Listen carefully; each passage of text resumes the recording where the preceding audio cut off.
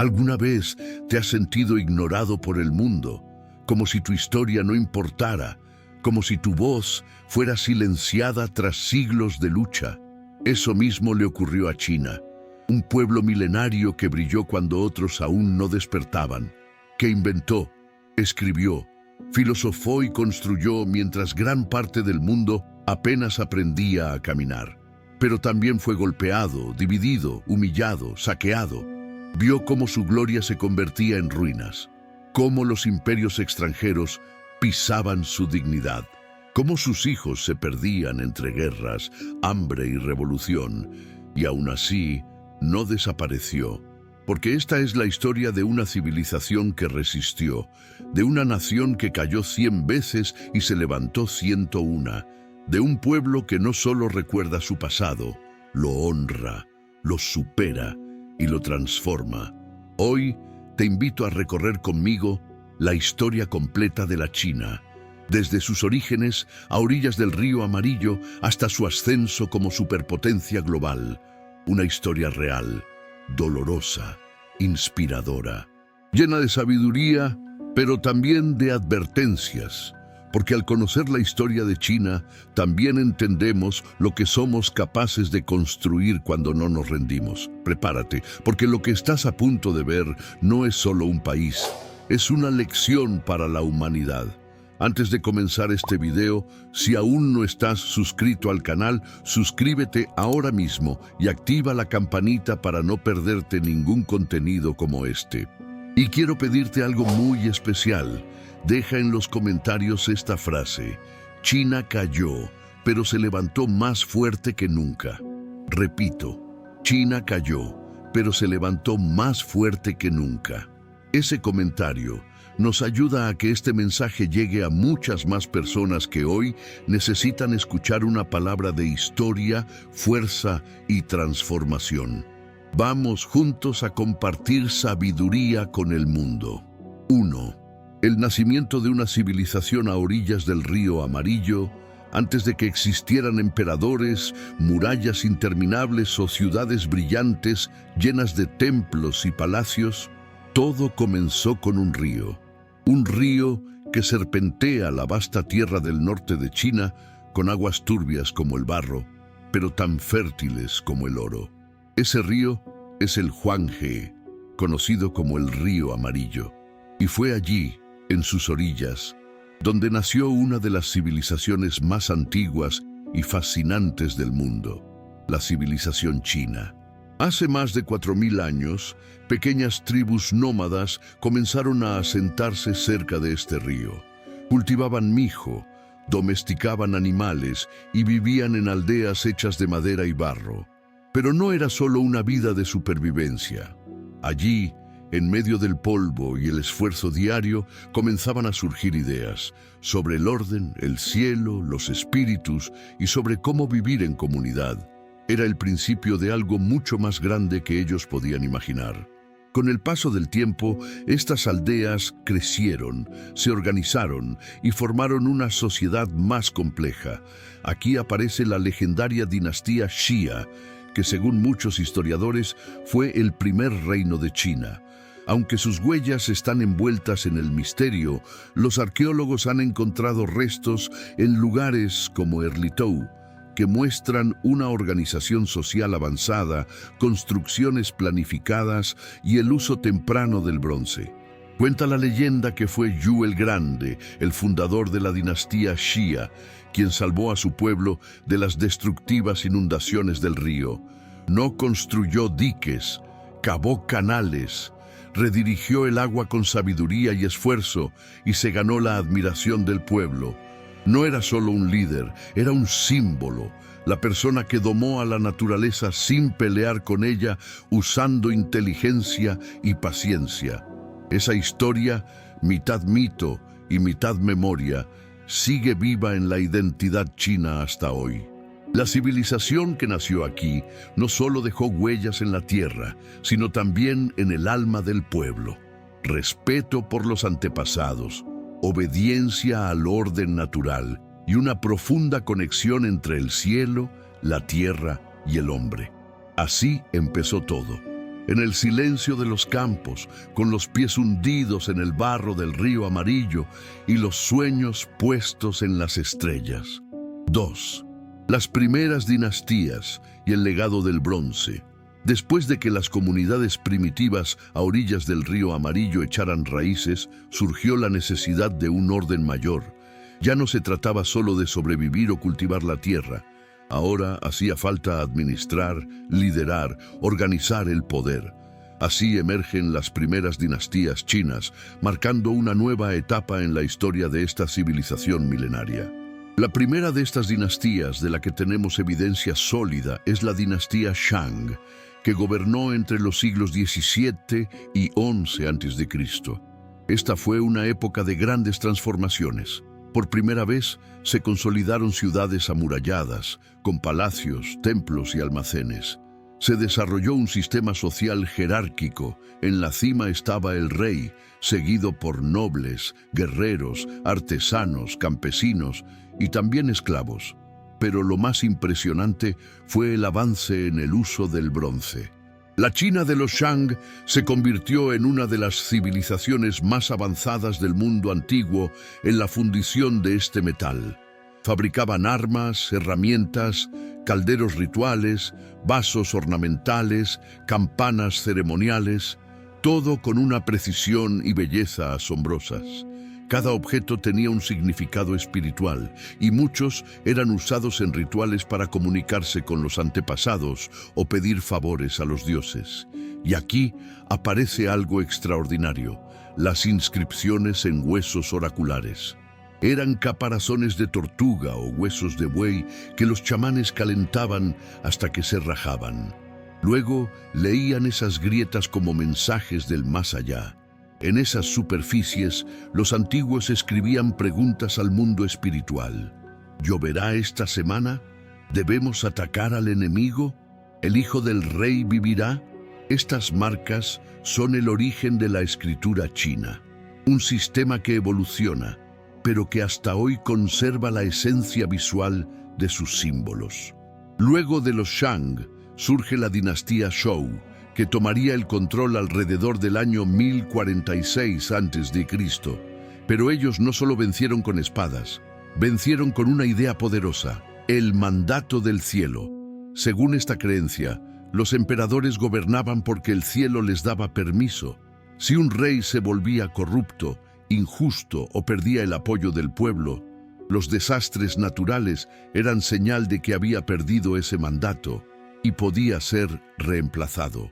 Esta idea, el equilibrio entre poder y justicia divina, se convertiría en la base moral de la política china por siglos.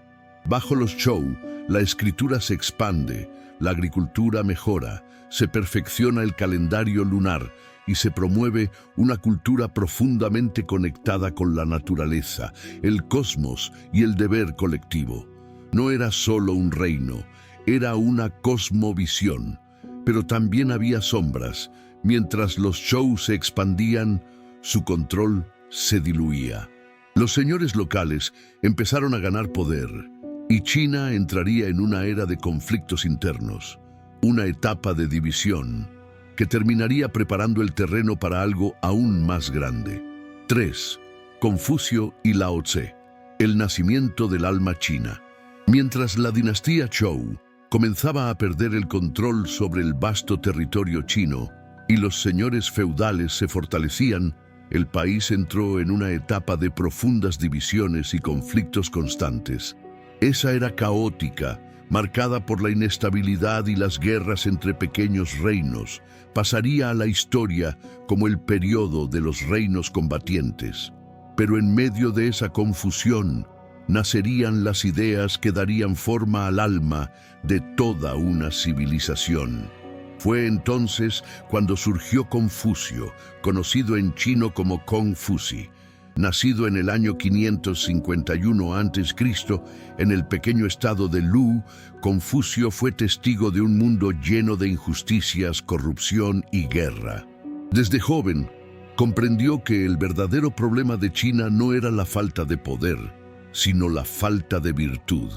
Y así comenzó a enseñar una filosofía basada en 3 pilares fundamentales: Ren, benevolencia. Actuar con compasión hacia los demás. Li, rito. Mantener el respeto por las tradiciones, la familia y las jerarquías. Yi, justicia moral. Hacer lo correcto, aunque sea difícil. Para Confucio, una sociedad justa debía comenzar por la familia. Si los hijos respetaban a los padres y los padres guiaban con sabiduría, ese mismo modelo se replicaría en los gobernantes y en el pueblo. Un emperador debía ser como un padre para su nación, justo, recto y digno de ser imitado. Sus enseñanzas no fueron reconocidas plenamente en vida, pero sus discípulos las conservaron. Con el paso de los siglos, el confucianismo se convirtió en la columna vertebral del pensamiento chino, influyendo en la educación, la política y la cultura durante más de 2000 años. Pero Confucio no fue el único en buscar respuestas en medio del caos. En la misma época, otro gran sabio, Lao Tse, planteó una visión completamente diferente. Mientras Confucio buscaba orden mediante normas sociales, Lao Tse propuso armonía a través de la naturaleza. Lao Tse enseñaba sobre el Tao, el camino invisible que rige todo en el universo. Para él, la sabiduría no estaba en imponer reglas, sino en fluir como el agua, que no se resiste y, sin embargo, atraviesa las montañas. El taoísmo invitaba a vivir en paz, con sencillez, sin ambición, conectando con la esencia de la vida. Mientras Confucio enseñaba a gobernar bien, Lao Tse enseñaba a vivir en paz interior. Y aunque sus caminos parecían opuestos, ambos reflejaban las dos caras de la identidad china, una orientada al deber y al orden social, la otra hacia la libertad espiritual y la armonía con el universo. Sus ideas no solo sobrevivieron, moldearon el pensamiento, el arte, la medicina, la política y la vida cotidiana del pueblo chino durante milenios. Así, mientras los ejércitos se enfrentaban en los campos de batalla, una revolución mucho más silenciosa pero poderosa se gestaba en las mentes y corazones del pueblo, la revolución de la sabiduría. Y esa semilla, plantada por Confucio y Lao Tse, estaba a punto de florecer en el momento más decisivo de toda la historia antigua de China. Si este contenido está tocando tu corazón, si esta historia te está ayudando a ver el pasado con otros ojos y entender el presente con más claridad, no olvides suscribirte al canal y dejar tu me gusta ahora mismo. Eso nos ayuda a seguir creando contenido valioso y también hace que este mensaje llegue a muchas más personas que necesitan conocer la verdad de la historia. Tu apoyo marca la diferencia. Gracias por estar aquí. 4. La dinastía Qin y la unificación del imperio. Después de siglos de guerras entre clanes y reinos, de alianzas que se rompían tan rápido como se formaban, de sabios que intentaban guiar a un mundo que se desmoronaba, llegó un hombre decidido a acabar con el caos. Su nombre era Jin Sheng, pero el mundo lo recordaría para siempre como el primer emperador de China, Qin Shi Huang. Nacido en el antiguo estado de Qin, al oeste de lo que hoy conocemos como China, este joven líder tenía una ambición clara: unificar todos los reinos combatientes bajo un solo estandarte, una sola ley y un solo poder. Y lo logró. En el año 221 a.C., tras una serie de campañas militares fulminantes, venció a todos sus rivales y dio nacimiento al primer gran imperio de China, la dinastía Qin. Pero Qin Shi Huang no era solo un conquistador, era un reformador feroz.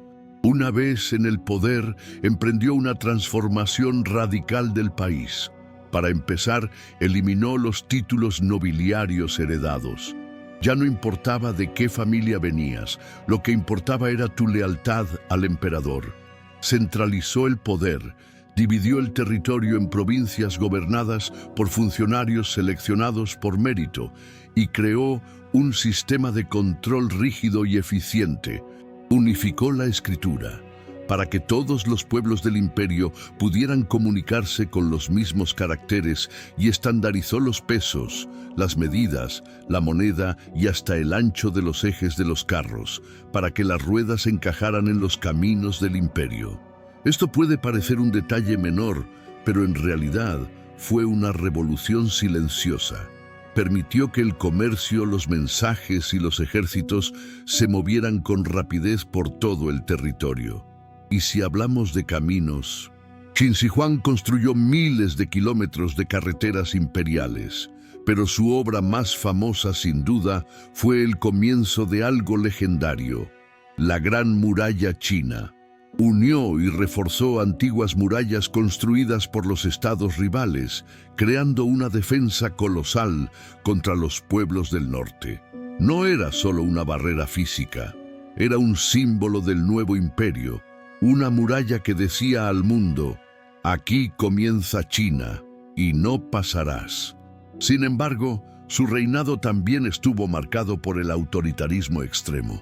Persiguió a quienes pensaban diferente, especialmente a los intelectuales confucianos. Mandó quemar libros que consideraba peligrosos y ejecutó a sabios que se oponían a sus reformas. Para él, la unidad valía más que la libertad. Obsesionado con la inmortalidad, ordenó la construcción de una tumba monumental, escoltada por un ejército de más de 8. 0 soldados de terracota, cada uno con un rostro distinto, como si realmente pudieran levantarse y luchar por él en el más allá. Esta tumba, descubierta en 1974, es una de las maravillas arqueológicas más grandes del mundo. Qin Shi Huang murió en el año 210 a.C., y aunque su dinastía solo duró unos pocos años más, su impacto fue eterno. Él no solo unificó tierras, unificó una identidad. Creó las bases de lo que hoy conocemos como China, un estado centralizado, fuerte, conectado y profundamente consciente de su historia. Y aunque su imperio cayó pronto, algo ya había cambiado para siempre. La idea de una sola China ya no era un sueño, era una realidad. Y esa idea sería retomada, fortalecida y perfeccionada por la próxima gran dinastía, los Han. 5. La dinastía Han y el esplendor del primer imperio duradero, cuando la dinastía Qin colapsó poco después de la muerte de su primer emperador. Muchos pensaron que la unidad de China sería apenas un parpadeo en la historia, pero no fue así. Del vacío de poder emergió una nueva fuerza y con ella un nuevo capítulo glorioso. La dinastía Han, fundada en el año 206 a.C. por un hombre que había empezado como campesino y terminó como emperador, Liu Bang, también conocido como emperador Gaozu. A diferencia de los Qin, cuyo gobierno fue marcado por el miedo y la represión, los Han entendieron que un imperio no se construye solo con espadas, sino con sabiduría. Y por eso, aunque mantuvieron muchas de las estructuras creadas por Qin Shi Huang, como el sistema de provincias y la administración centralizada, decidieron suavizar las leyes, promover la educación y recuperar los valores morales de Confucio. Durante más de 4 siglos, los Han convirtieron a China en una de las civilizaciones más avanzadas y poderosas del mundo antiguo. Fue una era de estabilidad, expansión, ciencia, cultura y riqueza. Las ciudades crecieron, la agricultura prosperó y el comercio floreció. Uno de los momentos más brillantes de esta dinastía fue bajo el reinado del emperador Wu, Han Wudi, quien gobernó durante más de 50 años. Bajo su mando, el imperio se expandió hacia el norte, el sur y el oeste. Fue él quien consolidó uno de los proyectos más ambiciosos de la historia china, la apertura de la Ruta de la Seda. La Ruta de la Seda no era una simple carretera, era una red gigantesca de caminos que conectaban a China con Asia Central, India, Persia, el mundo árabe, hasta llegar al Mediterráneo. Por ella viajaban no solo mercancías como seda, jade, porcelana o té, sino también ideas, religiones, tecnologías y culturas. China dejó de ser un imperio encerrado y se convirtió en un actor central del mundo antiguo. Durante esta época, los chinos inventaron el papel, perfeccionaron los relojes de agua, desarrollaron la astronomía, la medicina tradicional e incluso crearon mapas detallados de sus territorios. El sistema de exámenes imperiales, basado en los clásicos confucianos, permitió que personas de origen humilde, si eran inteligentes y estudiosas, pudieran acceder a cargos de poder. Era un modelo meritocrático muy adelantado para su tiempo. La capital del imperio, Chang'an, hoy Xi'an, se convirtió en una metrópolis vibrante, una de las ciudades más grandes del mundo, llena de mercados, templos, palacios y academias.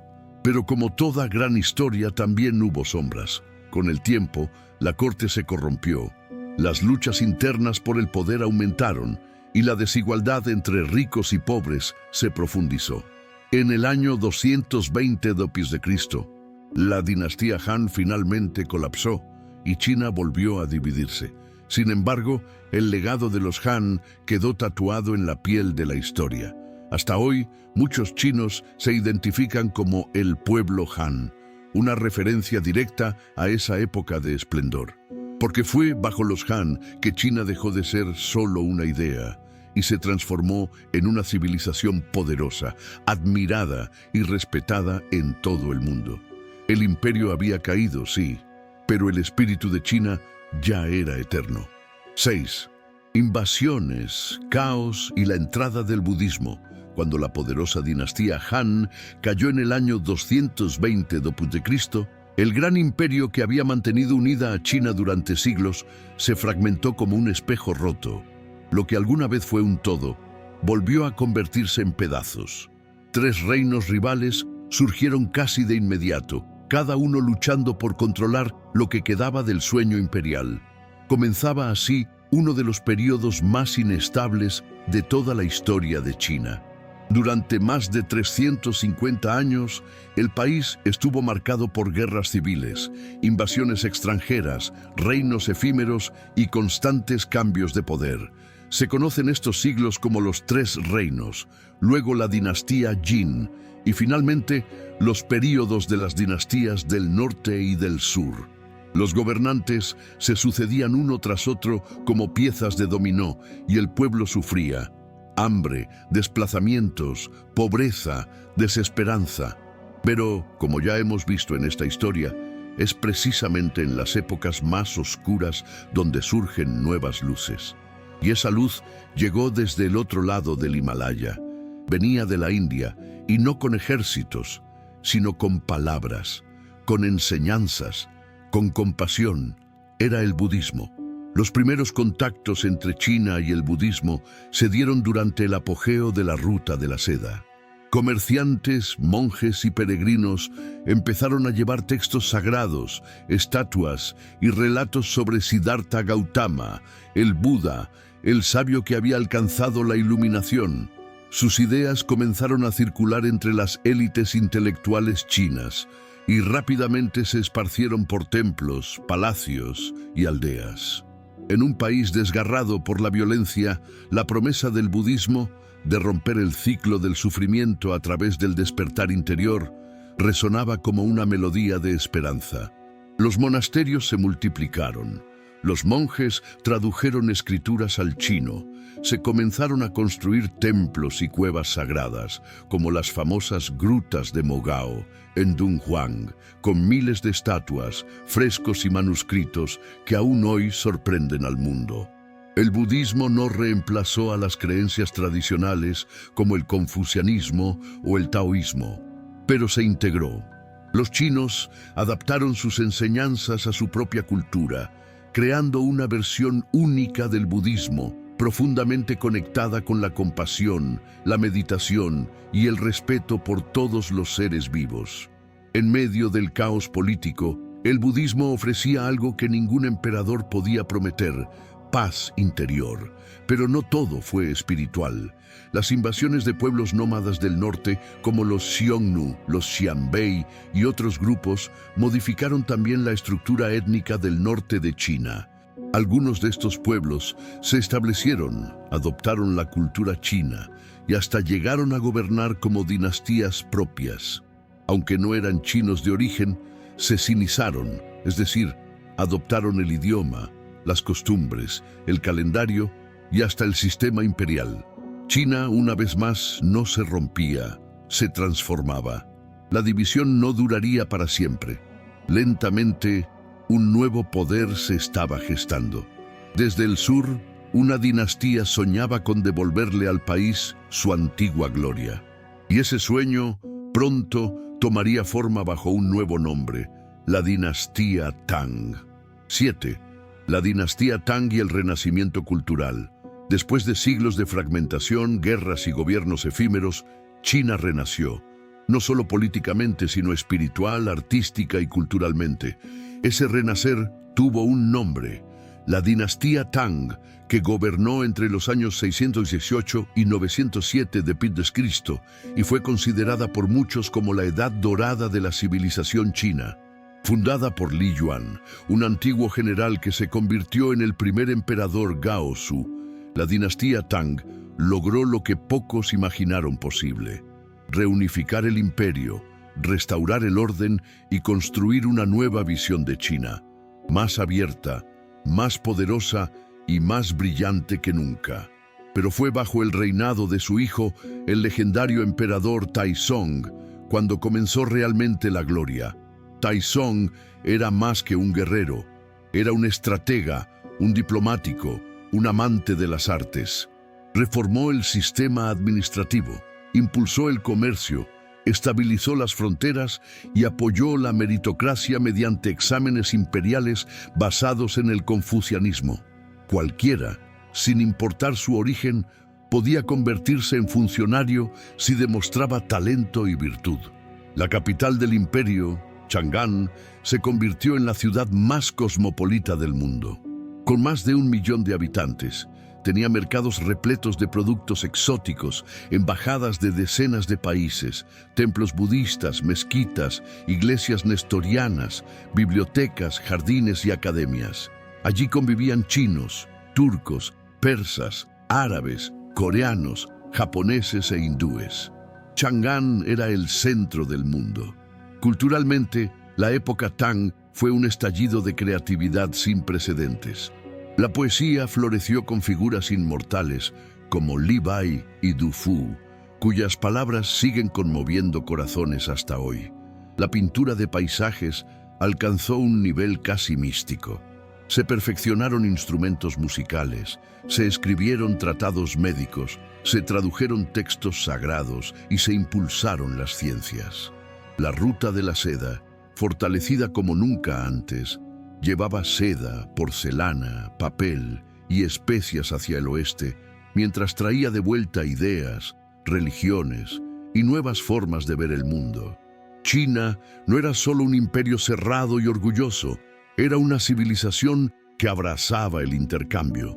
En lo espiritual, el budismo alcanzó su máximo esplendor. Monasterios, templos y estatuas cubrían las montañas y valles. Las escuelas budistas chinas desarrollaron doctrinas propias, como la Chan, que más tarde daría origen al Zen japonés. Incluso en lo político, los Tang rompieron moldes. Por ejemplo, con el ascenso de la emperatriz Wu Zetian, la única mujer que gobernó China con título imperial. Astuta, culta y ambiciosa, Wu desafió todas las normas de su época y consolidó el poder femenino en un mundo de hombres. Pero, como toda gran historia, también hubo sombras. Hacia finales del siglo VIII, la rebelión de An Lushan, una guerra interna devastadora, marcó el principio del declive. Aunque la dinastía sobrevivió por más de un siglo después, nunca recuperó su antigua gloria. Finalmente, en el año 907, los Tang cayeron, pero dejaron atrás un legado tan poderoso, tan profundo, que muchos todavía miran esa época como el modelo ideal de lo que China puede ser. Una tierra de belleza, sabiduría, apertura y equilibrio. Y aunque el esplendor cultural seguía brillando, una nueva dinastía estaba a punto de tomar el relevo y revolucionar el mundo de otra forma, no con poesía, sino con tecnología. Si has llegado hasta aquí, es porque este contenido te está aportando algo. Entonces, te invito a que te suscribas al canal y que le des me gusta a este video. No es solo un clic, es una forma de apoyarnos para seguir compartiendo historias que inspiran, enseñan y transforman. Suscríbete y dale like ahora. Sigamos juntos en este viaje por la historia de China. 8. La dinastía Song y el avance tecnológico sin precedentes. Después de la caída de los Tang en el año 907, China volvió a fragmentarse por un breve periodo.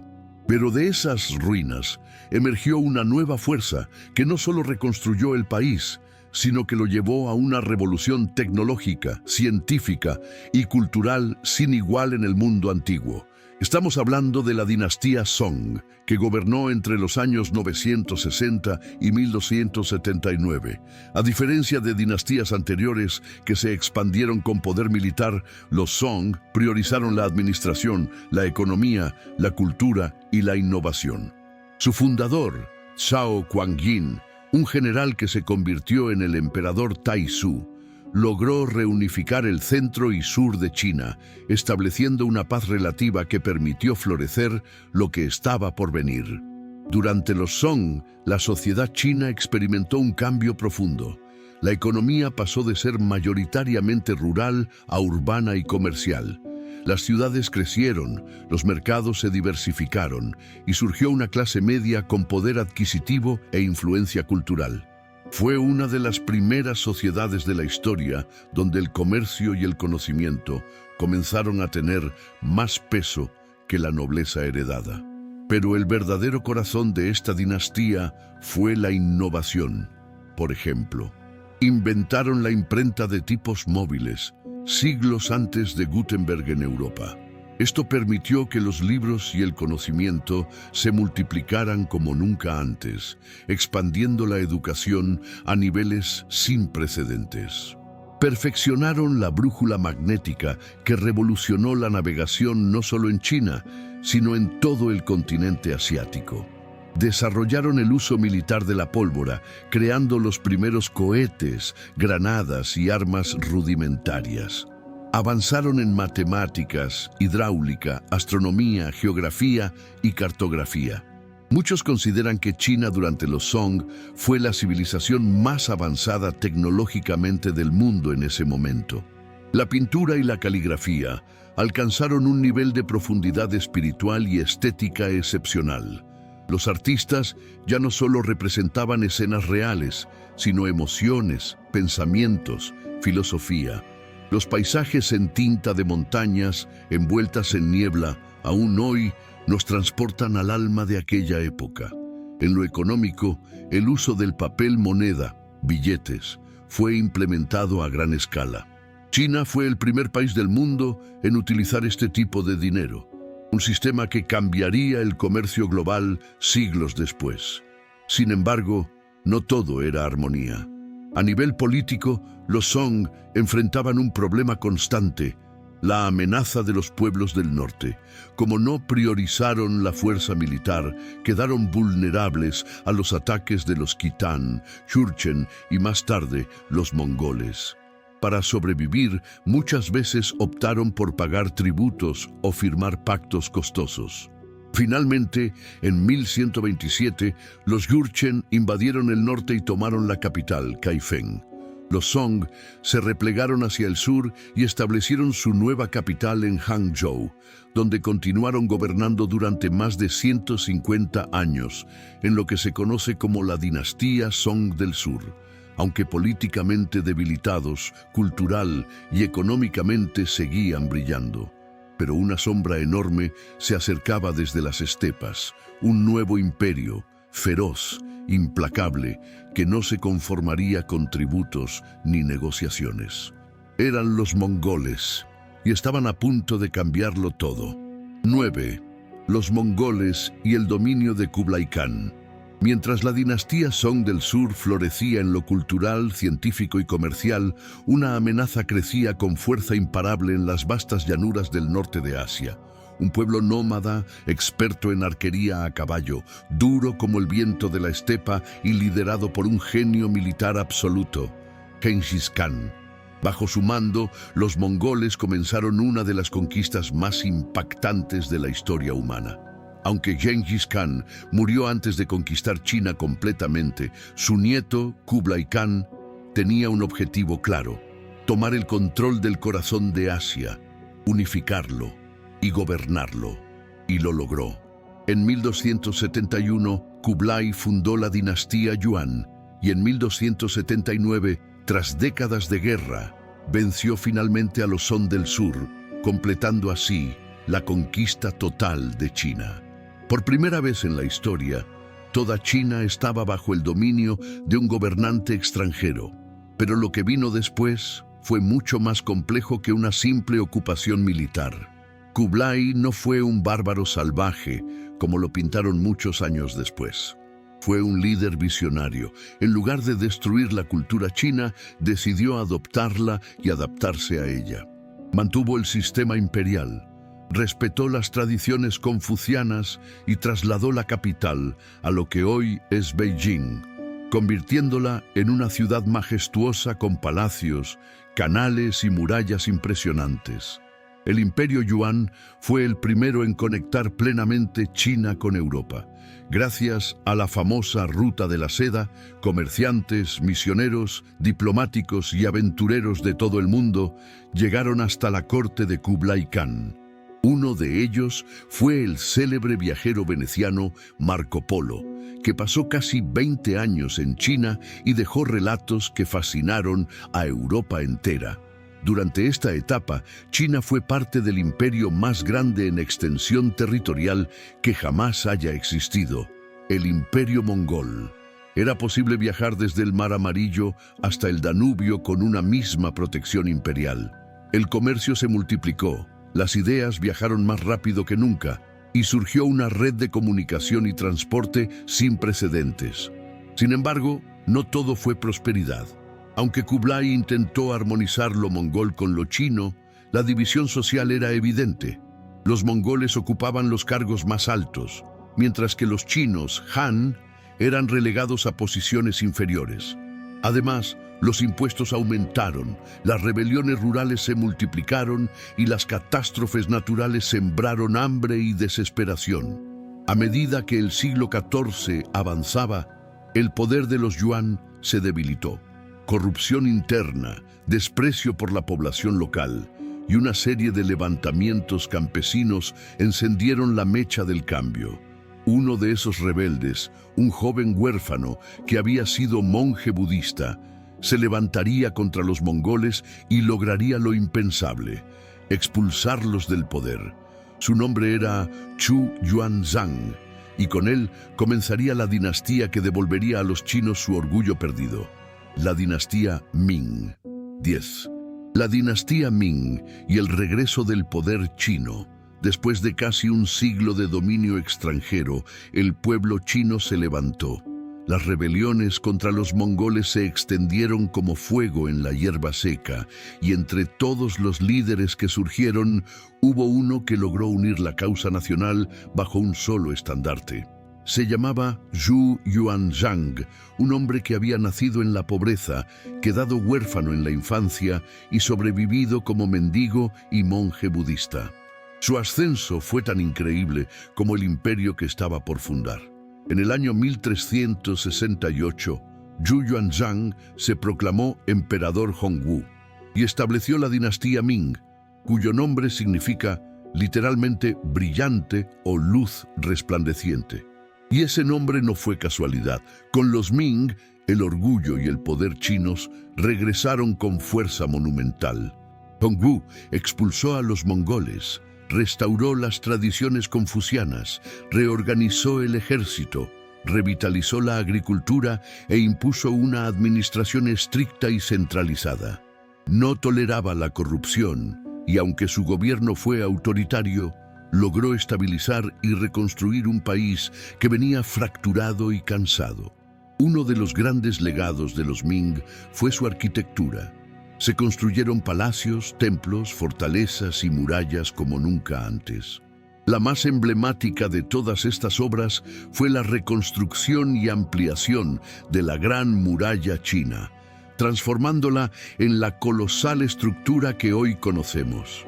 Ya no eran simples muros, eran kilómetros y kilómetros de piedra, torres de vigilancia, pasos militares, una defensa impenetrable que representaba el renacimiento de una nación. Durante esta dinastía, también se consolidó la construcción de la ciudad prohibida en Beijing, un gigantesco complejo imperial de más de 900 edificios, donde solo el emperador y sus sirvientes podían entrar.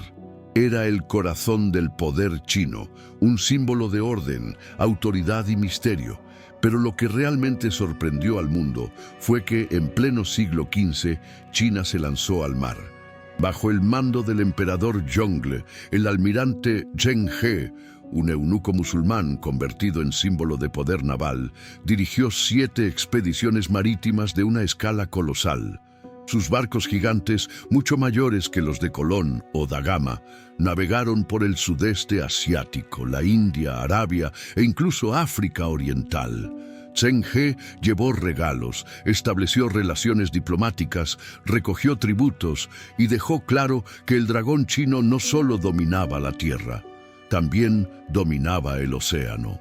Pero tras la muerte de Zhongle, la corte decidió dar marcha atrás, temiendo la influencia de extranjeros y deseando proteger la tradición interna. Los emperadores siguientes cerraron los puertos, destruyeron los barcos de Zheng He y adoptaron una política de aislamiento.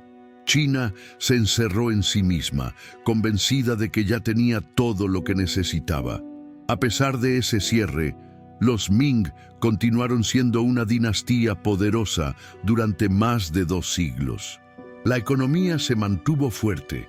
Floreció la porcelana china, que aún hoy es un símbolo de arte refinado, y se fortalecieron las estructuras sociales y educativas. Sin embargo, con el tiempo, la corrupción volvió, los impuestos se dispararon, las crisis agrícolas golpearon al pueblo y la dinastía empezó a tambalear. Las fronteras del norte, una vez vigiladas con rigor, comenzaron a debilitarse. Y desde Manchuria al noreste, un nuevo enemigo se estaba preparando. Uno que no llegaría como invasor brutal, sino como un nuevo linaje dispuesto a gobernar. Así fue como nacieron los Qing, la última gran dinastía imperial de China. 11. La dinastía Qing y los últimos emperadores. Cuando la dinastía Ming colapsó en 1644, tras años de corrupción, hambrunas y rebeliones campesinas, el caos volvió a apoderarse de China. Pero esta vez, la restauración no vendría desde dentro, sino desde el frío noreste de un pueblo que durante siglos había observado desde las sombras. Los manchúes, originarios de Manchuria, al norte de la Gran Muralla. Los manchúes eran un pueblo organizado, disciplinado y con un sistema militar muy eficaz. Aprovechando la debilidad de los Ming, cruzaron la muralla con la ayuda de un general chino traidor y tomaron la capital, Beijing, dando inicio a una nueva dinastía, la dinastía Qing. Aunque eran considerados extranjeros por muchos chinos Han, los Qing gobernaron durante casi 300 años, desde 1644 hasta 1912, convirtiéndose en la última dinastía imperial de China. Al principio, los Qing fueron inteligentes, mantuvieron las instituciones tradicionales, adoptaron el confucianismo como ideología oficial, conservaron los exámenes imperiales y se integraron progresivamente a la cultura china. Gobernantes como Kangxi y Qianlong marcaron la época de mayor esplendor de esta dinastía. Bajo su mando, el imperio alcanzó su máxima expansión territorial, abarcando zonas que hoy forman parte de Mongolia, Tíbet, Xinjiang y Taiwán. Durante esos años, la población china creció de forma explosiva, la agricultura se modernizó y el comercio interior y exterior se multiplicó. La seda, el té y la porcelana seguían fascinando a Europa, y las caravanas llenaban los mercados con productos y saberes. Pero el siglo XIX traería algo que los emperadores Qing jamás imaginaron: la entrada violenta de Occidente en los asuntos de China. El detonante fue un producto envenenado: el opio. Las potencias europeas, especialmente Gran Bretaña, comenzaron a inundar China con opio traído de la India, provocando adicción y desestabilización social. Cuando los Qing intentaron detener ese comercio, estallaron las famosas guerras del opio, 1839, 1842 y 1856-1860. China fue derrotada humillantemente. Como resultado, se vio obligada a firmar los llamados tratados desiguales, cediendo territorios como Hong Kong, abriendo puertos al comercio forzado, permitiendo extraterritorialidad para extranjeros. Y lo peor, perdiendo su soberanía económica y política. La sociedad china, hasta entonces orgullosa y cerrada, quedó desconcertada y humillada. Rebeliones como la rebelión Taiping, una guerra civil devastadora que dejó más de 20 millones de muertos, y la rebelión Boxer, un levantamiento antiimperialista y antioccidental, reflejaron el nivel de crisis interna que enfrentaba el país. A finales del siglo XIX, la corte imperial estaba completamente desgastada. La famosa emperatriz Cixi, que gobernó tras bambalinas por décadas, fue símbolo tanto de poder como de parálisis política. Las reformas se bloqueaban, la modernización llegaba tarde y el pueblo perdía toda confianza en el trono. Para colmo, mientras el mundo avanzaba con revoluciones industriales, nuevas constituciones y repúblicas modernas, China seguía gobernada por un sistema feudal, anclado en el pasado. Finalmente, en 1911, tras una serie de protestas, levantamientos y demandas de cambio, un grupo de revolucionarios liderado por Sun Yat-sen logró lo impensable: abolir la monarquía. El último emperador, Puyi, un niño de apenas 6 años, fue obligado a abdicar en 1912. Así terminó una historia imperial de más de 2000 años. El antiguo dragón había caído, pero no estaba muerto. Estaba despertando para una nueva era, la era de la República de China. Haz una pausa un momento.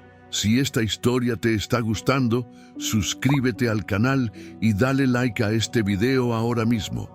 Así nos ayudas a seguir compartiendo contenidos que realmente valen la pena, y a que más personas puedan descubrir esta historia que el mundo necesita conocer.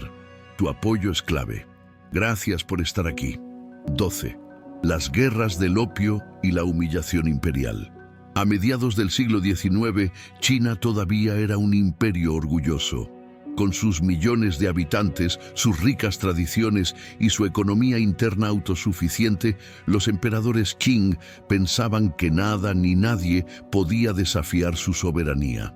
Pero el mundo estaba cambiando, y China, cerrada al exterior, no lo veía venir.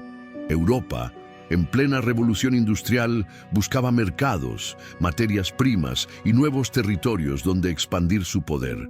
Y entre todas las potencias coloniales, Gran Bretaña fue la que más codició los productos chinos: té, seda, porcelana, objetos que fascinaban a los europeos. Pero había un problema: China no necesitaba nada de Europa, solo aceptaba pagos en plata. Para revertir esta balanza comercial, los británicos tomaron una decisión desastrosa. Comenzaron a traficar opio desde la India hacia China. El opio, una droga adictiva y devastadora, se volvió una epidemia silenciosa. Millones de chinos, ricos y pobres, campesinos y soldados, cayeron en la adicción. El tejido social comenzó a deshacerse. Cuando el gobierno Qing intentó poner freno, confiscando y destruyendo toneladas de opio en el puerto de Cantón, los británicos respondieron con fuego. Así comenzó la Primera Guerra del Opio, 1839-1842. La balanza de poder era clara. Los barcos chinos eran de madera. Los británicos tenían cañones de hierro, vapor y precisión. La derrota fue brutal. China fue forzada a firmar el Tratado de Nankín, el primero de los llamados tratados desiguales. Perdió el control de Hong Kong, abrió 5 puertos al comercio forzado y otorgó privilegios especiales a los británicos en su propio suelo. Y eso fue solo el comienzo. Una segunda guerra del opio, 1856-1860, esta vez con Francia como aliada de los británicos, trajo aún más humillación. Tropas extranjeras saquearon y quemaron el Palacio de Verano en Beijing, un símbolo del orgullo imperial, lleno de tesoros, jardines y arte. El mensaje era claro: el siglo de las humillaciones había comenzado.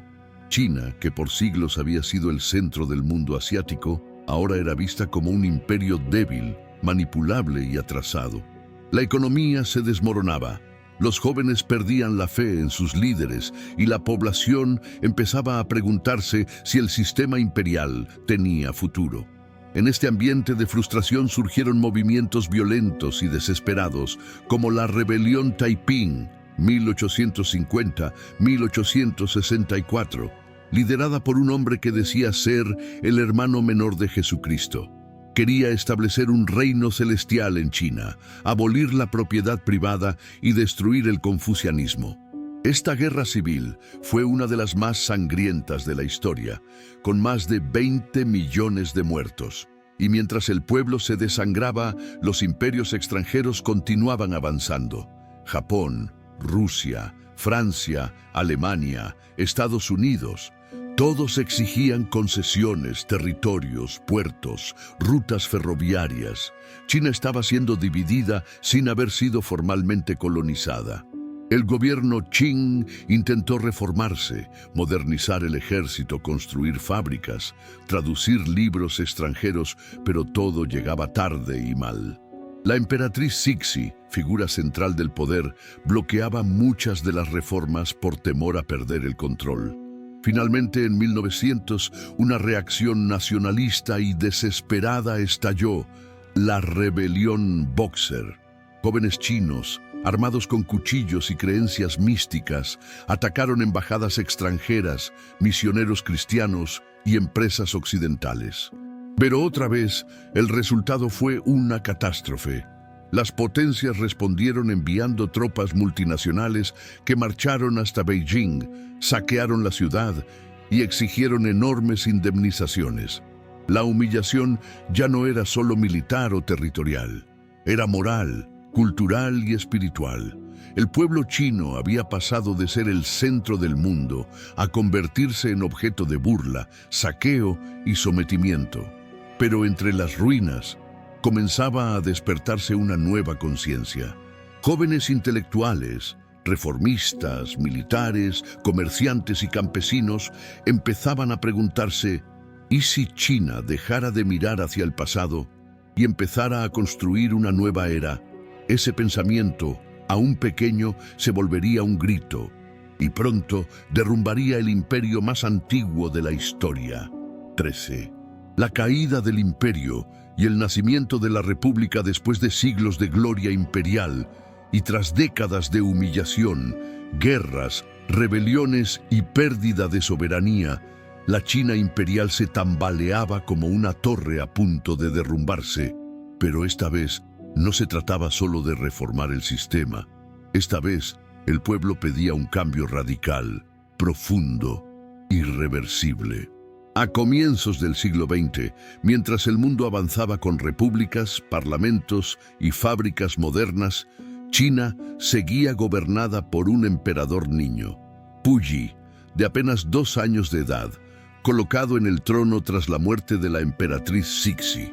A su alrededor, una corte antigua, desconectada del pueblo y atrapada en tradiciones que ya no respondían a la realidad. Pero en las calles, en las escuelas, en las imprentas clandestinas, se gestaba otra China. Sun Yat-sen, un médico formado en el extranjero, fue uno de los principales rostros de esa nueva visión. Influenciado por ideas republicanas, democráticas y nacionalistas, Sun soñaba con un país libre de emperadores basado en la soberanía del pueblo, con igualdad, ciencia y modernización. Fundó sociedades secretas, promovió revueltas y escribió manifiestos. Por años fue perseguido, exiliado, pero nunca se rindió. Y entonces, en 1911, sucedió lo inesperado. Una pequeña explosión accidental en un arsenal en Wuhan reveló una red de revolucionarios. En lugar de rendirse, estos se alzaron en armas y su levantamiento se convirtió en chispa nacional. En pocas semanas, provincia tras provincia fue proclamando su independencia del gobierno imperial. Sin el apoyo del pueblo, sin ejército fiel y sin una figura fuerte en el trono, la dinastía Qing colapsó como una hoja seca. En 1912, bajo presión, el último emperador, Puyi, fue obligado a abdicar, marcando el fin de más de 2000 años de monarquía. China, por primera vez en su historia, se convertía en una república. Sun Yat-sen fue nombrado presidente provisional y con él se abría una nueva era. Sus ideales se basaban en lo que llamó los 3 principios del pueblo. 1. Nacionalismo. Recuperar la soberanía y el orgullo del pueblo chino. 2. Democracia. Establecer un gobierno del pueblo, por el pueblo y para el pueblo. 3. Bienestar del pueblo. Mejorar las condiciones sociales, económicas y de vida de todos los ciudadanos. Pero el nacimiento de la República no fue el final de los problemas, fue apenas el inicio de una nueva lucha. El país estaba profundamente fragmentado. Generales locales, conocidos como señores de la guerra, controlaban regiones enteras como pequeños reinos.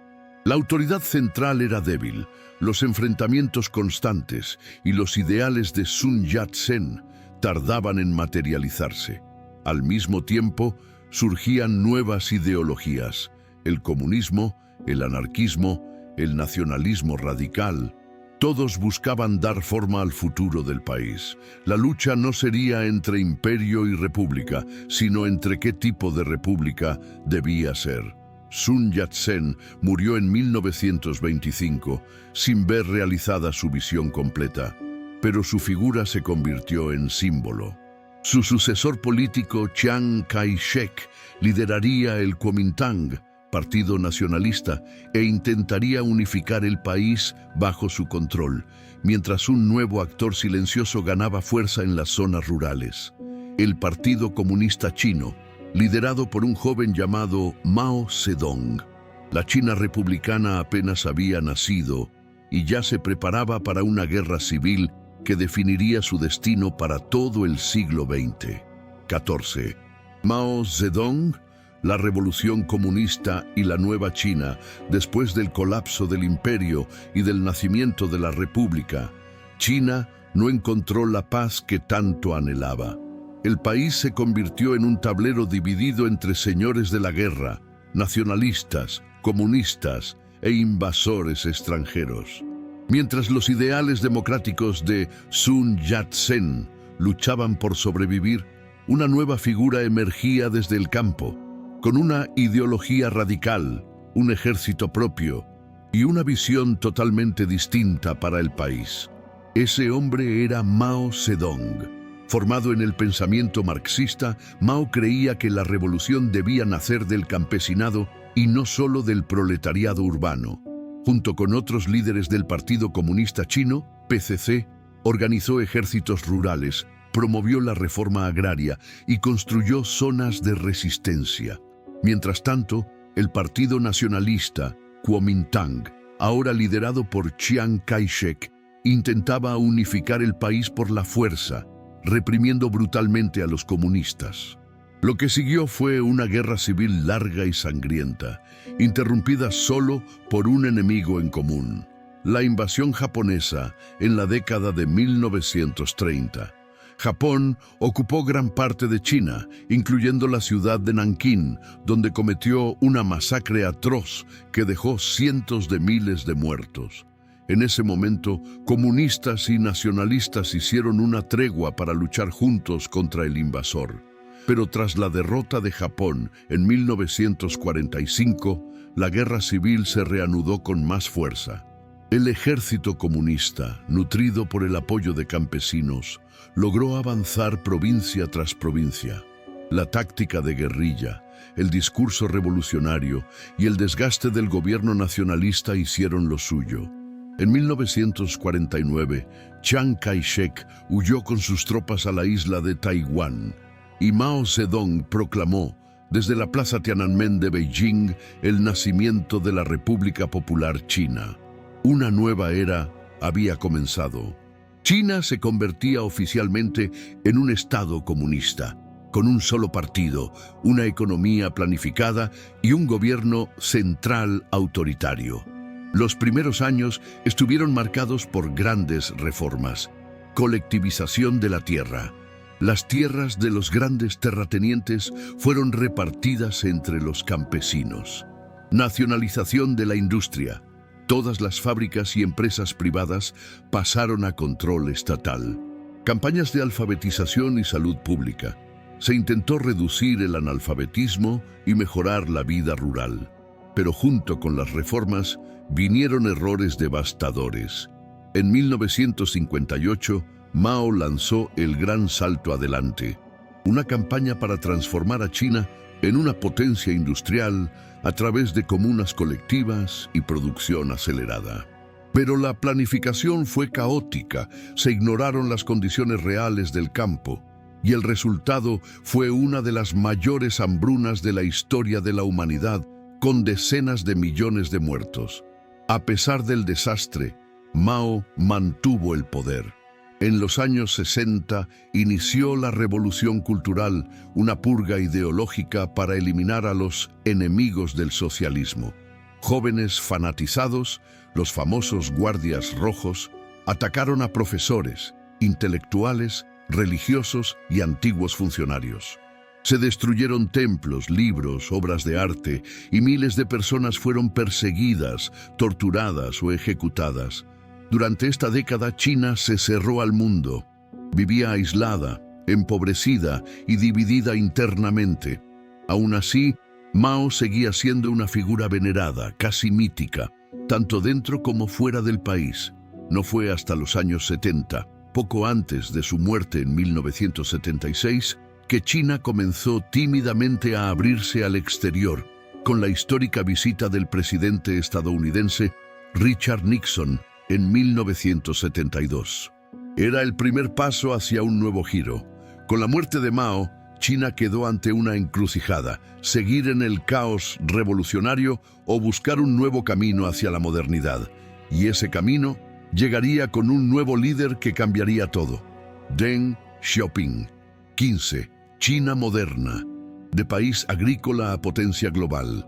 Con la muerte de Mao Zedong en 1976, China quedó aturdida, herida, pero también lista para cambiar. Las décadas de revolución, guerra, aislamiento y hambre habían dejado cicatrices profundas. El pueblo quería respirar, crecer, avanzar.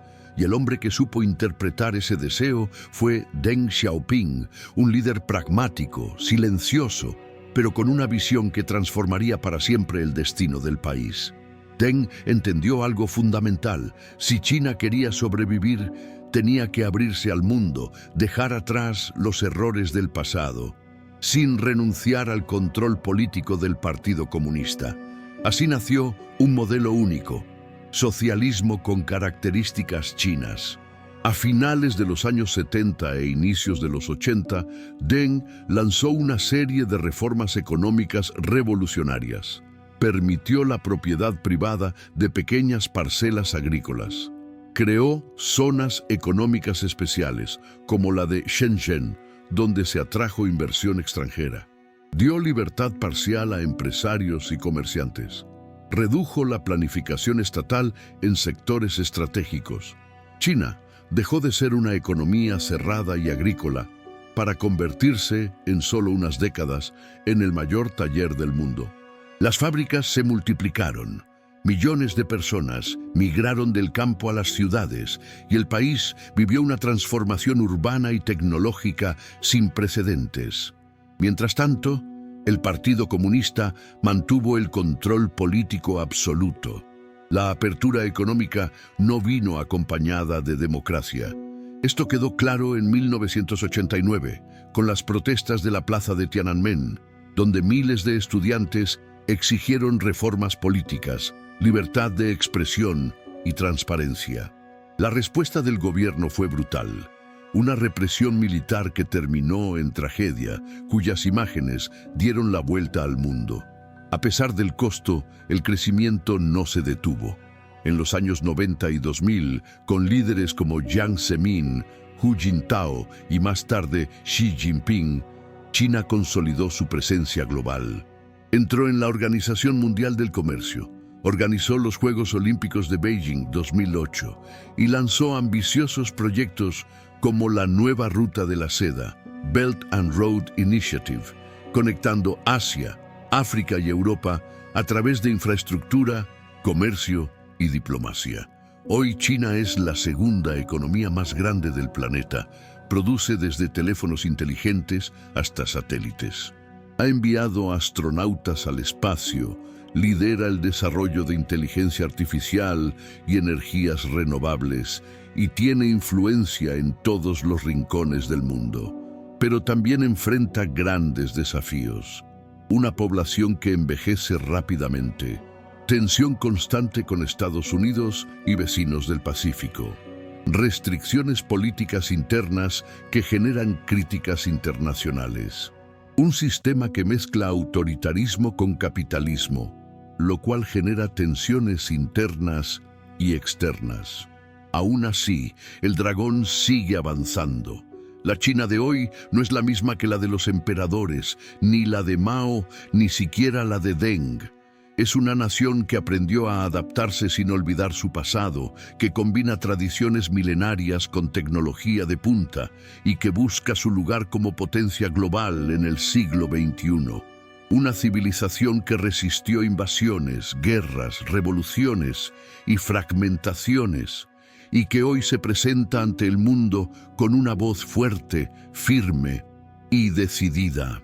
China no ha terminado su historia. Apenas está escribiendo un nuevo capítulo. Después de tantos imperios, invasiones, revoluciones, caídas y renacimientos, ¿qué nos deja la historia de China? Nos deja una verdad que no se puede ignorar. No hay gloria sin cicatrices. China no es solo un país que emergió del barro y se elevó hacia el cielo. Es el reflejo de todos nosotros, de nuestras rupturas, de nuestras búsquedas, de nuestra necesidad profunda de reencontrar el equilibrio cuando todo parece perdido. Porque como China, tú también quizás fuiste dividido. Quizás otros hablaron por ti. Quizás te arrebataron tu historia, tu paz o tu identidad. Quizás tú también has sido invadido, no con ejércitos, sino con dudas, miedos, traiciones, fracasos. Pero si algo nos enseña la historia completa de la China, es que no importa cuántas veces caigas, si tienes la voluntad de volver a levantarte, no importa cuán oscuro parezca el presente, si decides construir un futuro diferente con sabiduría, memoria y determinación. China reconstruyó su alma desde las cenizas. Tú también puedes, porque no se trata solo de conocer la historia, se trata de reconocerse en ella y de entender que la verdadera revolución comienza dentro de nosotros. Antes de que te vayas, verifica si ya estás suscrito al canal. A veces creemos que sí, pero no lo estamos. Así que asegúrate ahora mismo de que el botón de suscribirse esté activado.